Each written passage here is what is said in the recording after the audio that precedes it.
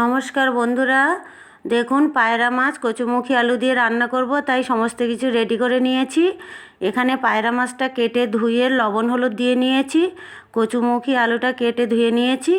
আর এখানে মশলার মধ্যে নিয়েছি একটা বড় টমেটো কুচি, লবণ, হলুদ, 4 ফোড়ন, তেজপাতা, শুকনো লঙ্কা, কাঁচা লঙ্কা, ধনে পাতা কুচি, আর এখানে একটা বড় পেঁয়াজ কুচি। সমস্ত কিছু রেডি করে নিয়েছি। এবার এদিকে উনুন জ্বালিয়ে উনুনে কড়াই বসিয়ে দিয়েছি, দিয়ে কড়াইতে সর্ষে তেল দিয়েছি। সর্ষে তেলের মধ্যে মাছগুলো দিয়ে উল্টে পাল্টে ভালোভাবে লাল লাল করে ভেজে নেব। দেখুন মাছগুলো আমার ভাজা হয়ে গেছে, তুলে রাখছি।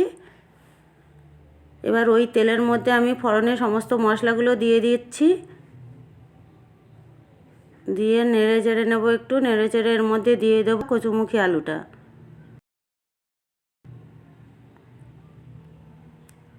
দিয়ে হালকা নেড়ে চেড়ে নিয়ে ঢাকা চাপিয়ে দেবো।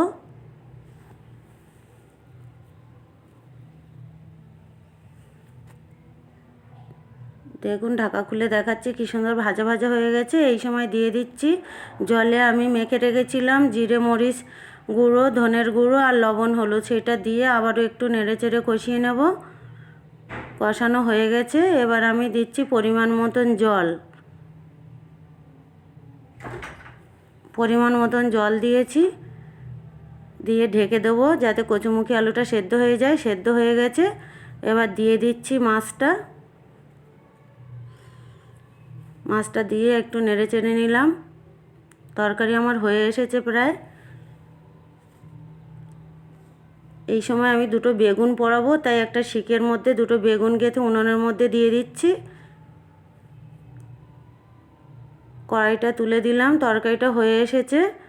এইবার এর উপরে দিয়ে দেব আমি ধনেপাতা কুচি আর অল্প একটু গরম মশলা দিয়ে ভালোভাবে নেড়ে চেড়ে নেবো, নিয়ে একটা পাত্রে ঢেলে নেব।